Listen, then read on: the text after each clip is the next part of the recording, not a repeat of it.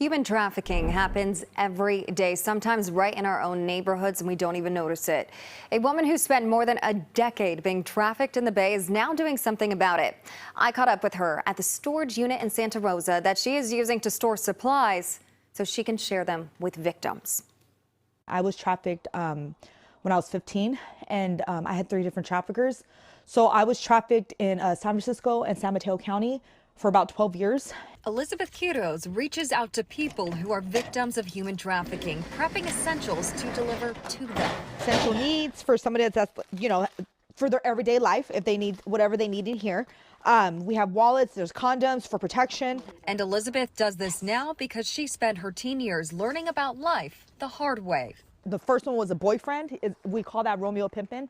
The second one came, she was a woman, and I thought she was my friend. And my third trafficker was my drug dealer.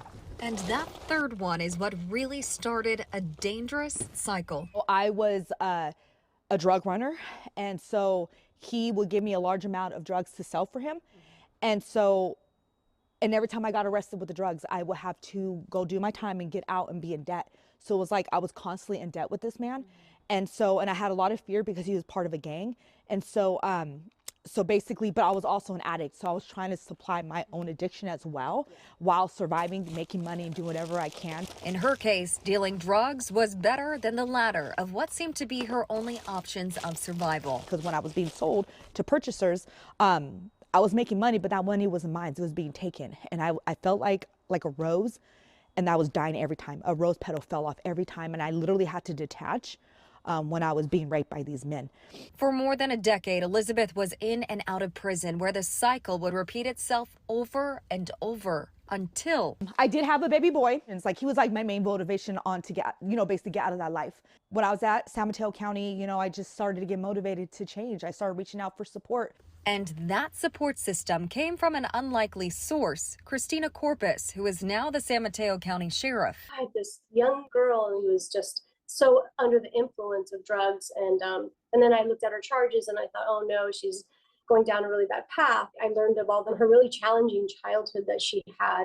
She came from an abusive household, raised around gang members and addicts, completely vulnerable to traffickers, and learning that made Sheriff Corpus want to help Elizabeth even more. I don't know that she ever had somebody tell her that she was worth fighting for herself and that her child wanted to be with her. Fight she did, and her 5 years incarcerated the last time, Elizabeth got out of prison with her GED, but she did not stop there. She went to Santa Rosa Junior College and graduated with 3 associate degrees. Then she went on to Sonoma State to earn her bachelor's in sociology. And now she is working towards her master's in social justice and human rights that she will complete in the spring. Along with the education she paved the way to, she worked for a governor's pardon that expunged her criminal record. But this would be her greatest victory. She fought and got her little boy back after a 9-year-long separation. Now happily married and reunited with her son through her nonprofit organization, Redemption House Bay Area, that she started with another survivor. She connects to women who don't know any other way. When you assume that they're choosing to stay in that life, or they're put themselves there, so they just need to, that's their own fault. That's not how it goes.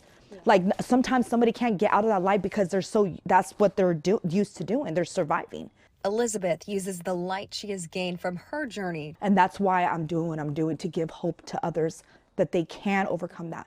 They don't have to be defined by their past. Their past does not define who they are today. And because of what they've been through, they have so much potential. To shine on victims so they too can become a survivor.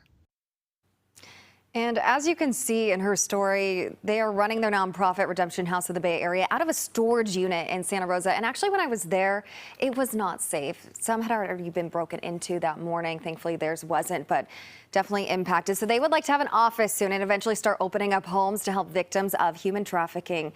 They can really have a big impact here, and you can support Elizabeth and Redemption House with a fundraiser happening this Saturday in Sonoma County. It's going to be absolutely beautiful event and for a great cause. I have all those details for you on KPIX.com.